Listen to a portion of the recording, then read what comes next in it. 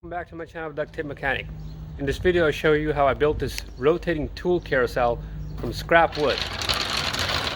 If you like this video, make sure you subscribe to my channel for more DIY and tinkering videos. If you have trouble finding tools every time you need them, this video is for you.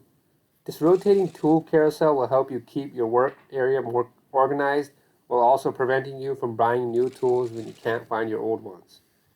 I am by no means a master woodworker, and I built this thing with no plans and just an idea in my head. So if you have any improvement ideas, feel free to leave them in the comment section below. The plywood I used for this project was left over from the shed I built a couple of months back. Otherwise, with the current rate of wood, I'm not so sure I would have done this project. I used my jigsaw to cut a hexagon in the plywood. The size will depend on how wide you want the carousel to be. I repeated the process until I had 3 plywood hexagons.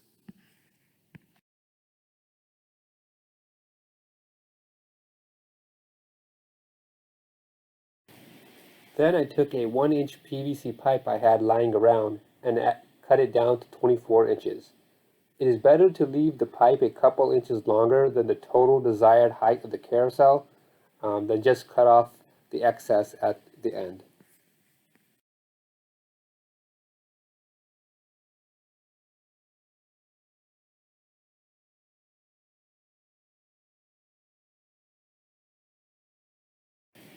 Then I used a 1 3/8 inch spade bit to drill a hole in the center of all 3 hexagons.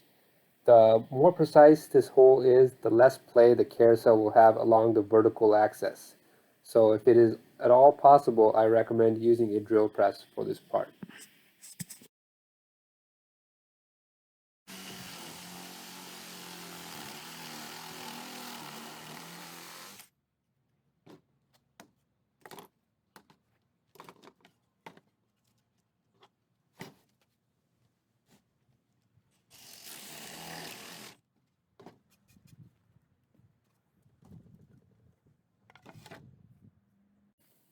On one of the 3 hexagon pieces, attach roller bearings using screws. Here I'm using 5/8 inch bearings. I picked these up at Harbor Freight for $1 a piece. This is what will allow the carousel to spin. And yes, I forgot to drill a hole in this hexagon, but don't worry, it'll magically appear later in the video.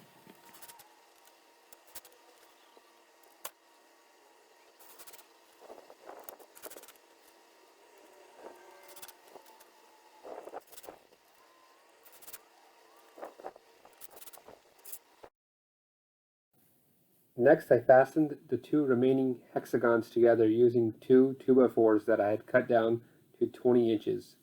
I inserted the pipe in the holes of the hexagons to help me center it. Then I used screws from the top hexagon and the bottom hexagon to fasten to the 2x4s. To cover up the pipe that will go in the middle of the carousel, I used 2 pieces of plywood and attached them to the 2x4s using screws.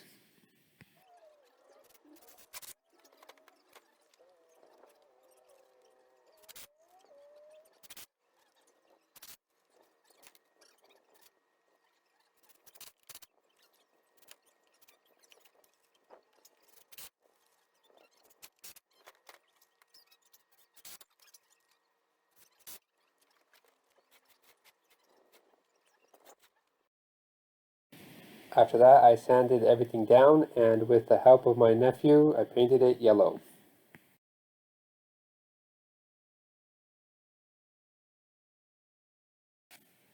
After a couple coats of paint, I placed the top piece onto the bottom piece, which contained the roller bearings. Then I inserted the PVC pipe into the middle, making sure that it passed through all 3 holes. And just like that, we had finished the spinning mechanism of the carousel. I went ahead and cut the excess pipe off later.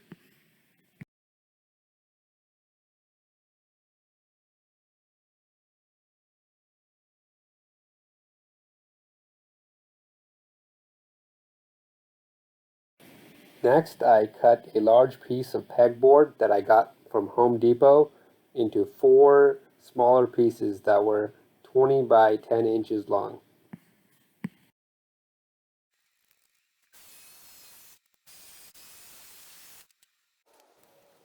Then I added pieces of framing wood to the tops and bottoms of each pegboard piece.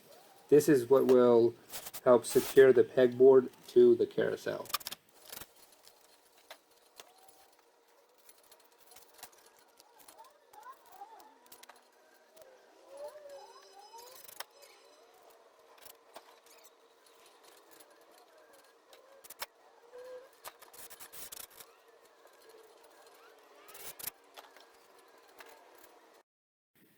After that, I fastened all 4 framed pieces of pegboard onto the carousel, screwing them in from both the top and the bottom.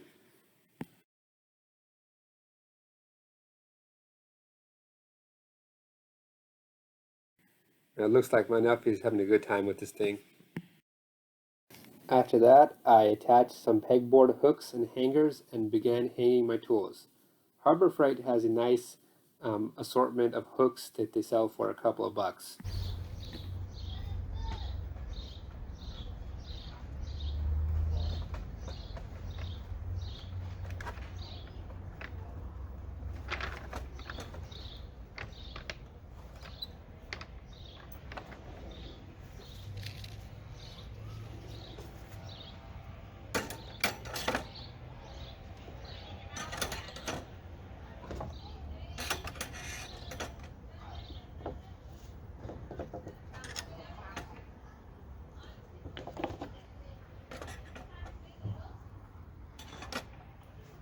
Alright, so it's all done. I've got the screwdrivers on one panel here.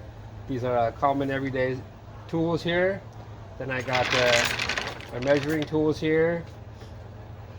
Level, tape measure, ruler, speed square. Then I got my pliers and adjustable wrenches here. I still got room for more things if I need to add.